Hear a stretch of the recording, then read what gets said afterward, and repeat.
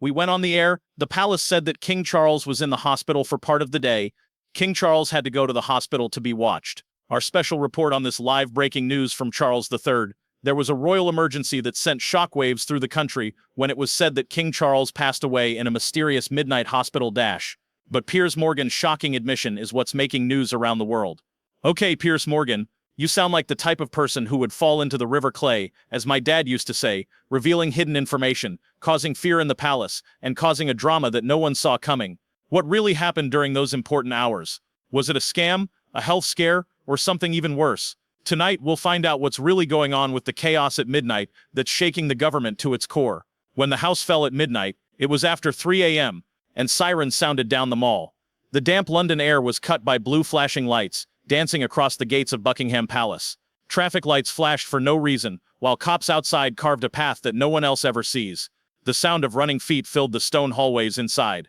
When King Charles III was working alone in his study with wood doors, he sat down on a desk that was full of state papers. A footman's voice cracked as he called 911, but his fingers slipped on the keypad and his heart beat louder than the outside sounds.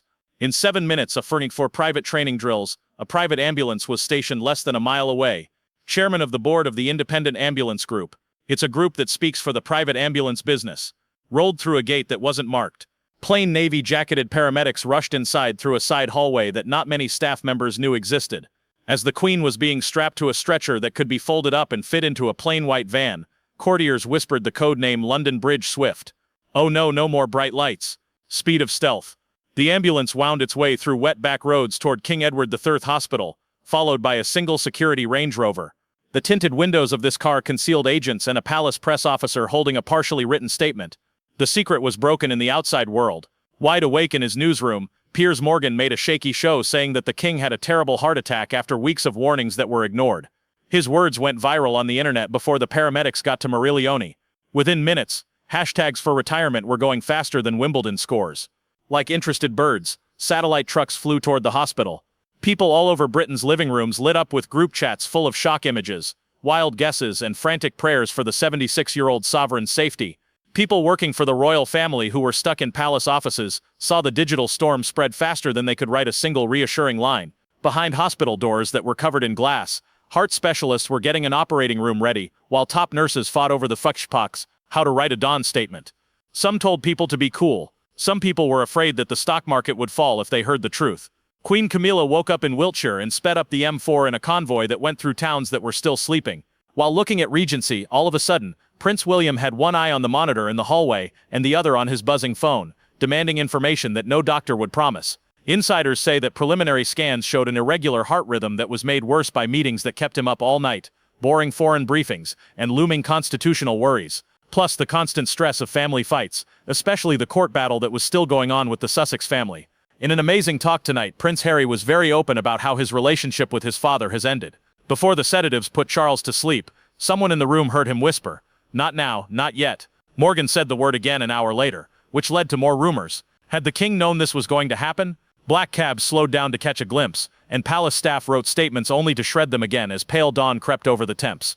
Britain was torn between worry and sick interest, as they wondered if a new king or queen might take power before breakfast. Reporters who were nervous stayed close. To find out why Charles's heart gave up, we have to go back to the court's demands, the constant news stories, and the quiet signs that came before the event. What secret spark set destiny in motion? Stay fixed until the event happens. To really understand the shocking scene that took place at Buckingham Palace in the middle of the night, we need to go back to the foggy hours and secret feelings that led to that ambulance tearing through London. Since this wasn't a quick snap, the pieces slowly fell apart. Warnings to be quiet were ignored. Tensions were so high that they broke, and a series of small mistakes made the conditions ideal for disaster. King Charles had not been himself inside the palace walls. Staff talked behind each other's backs about missing meetings and forgetting things. His daily schedule, which was generally as accurate as the palace clocks, began to become less stable. Afternoon walks in the Rose Yard were not on his list of things to do. Reports say he lost it with Camilla behind closed doors. It was not like him to lose it, and she was left speechless and red-eyed. People with knowledge of the palace said that their latest fights weren't just about duty or family. They had become very personal and were filled with anger and weariness. Some sources talk about a rift that had been slowly growing. Camilla, who was feeling down because of public opinion and the responsibilities of being queen, allegedly talked to Charles about his emotional withdrawal. She said he wasn't talking to her and was too focused on his regrets about the past, especially about Prince Harry. King Charles has been taken to the hospital because he is reportedly responding with a sharp phrase. He is weak from a recent infection and overworked from his royal duties. It's hard for you to understand how heavy heritage is. That argument, which was cut short out of anger and heard by a footman, made people nervous. For weeks Charles had been pacing restlessly, forgetting names during briefings, and having trouble sleeping at night, which was marked by long walks through the palace hall. Many times he was seen by himself, gazing at pictures, especially one of Queen Elizabeth II. Some say he had been writing secret letters to both Harry and William, hoping that things would get better before it was too late. Royal assistants told his medical team about their worries.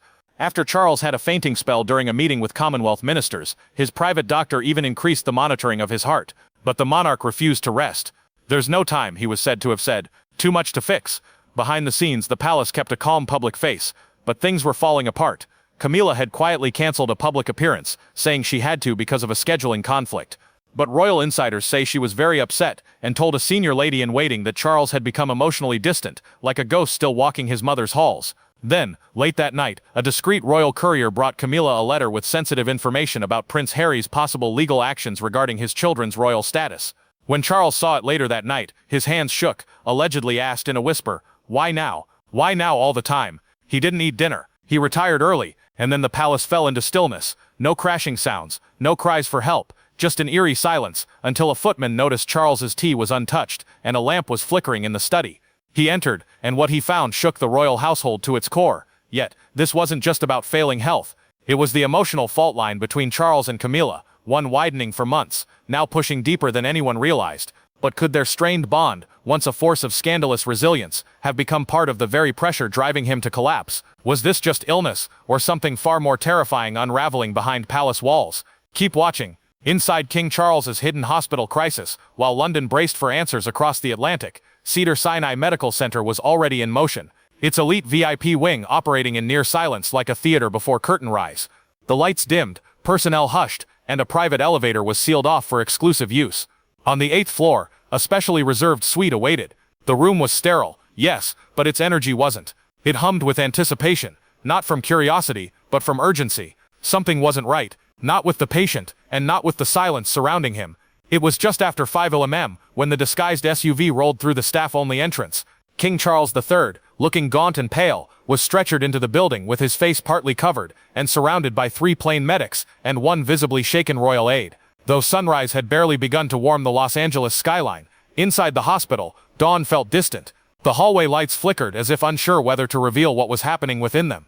The royal's identity had been whispered to senior staff hours before his arrival. No names in writing, only codes and vague titles. But once he was in the suite, there was no hiding the truth. This wasn't just any man. This was a sovereign in distress. A team of 5 top-tier specialists assembled at his bedside. A toxicologist, a cardiologist, a crisis intervention expert, and 2 veteran internal medicine doctors. Each took on a role: blood work, heart scans, cognitive checks, and immediate stabilization. The fluids were inserted with expert precision. Monitors beeped softly. Blood samples were rushed for rapid testing. Yet, even as medicine did its job, something in the air felt heavier. Not just clinical, but emotional. One attending nurse, who would later speak off the record, described Charles's expression as a man who had been carrying something for too long. She said he blinked as if waking from a dream, unsure of where or who he was. He asked no questions. He barely spoke. But in his silence, the weight of decades seemed to rest on his chest, and still no sign of Camilla. While doctors rushed to stabilize the king, calls were made, first to Clarence House, then to Balmoral, and finally to Camilla's personal line for hours. There was no response. Sources later revealed she had spent the night in a separate residence, one of the private Wiltshire cottages she often retreats to after intense disagreements. The last known interaction between Charles and Camilla had reportedly ended with him walking away mid-sentence, muttering something about being heard only when it's too late. By mid-morning, whispers began trickling through elite medical circles. A high-profile British figure admitted under veiled secrecy. Someone leaked a hospital intake code. Others hinted at the cause. Possible stress-induced cardiac complication, they said.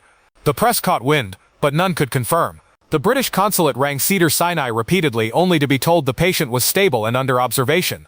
Then came the official word from Buckingham Palace. The king is receiving medical attention for a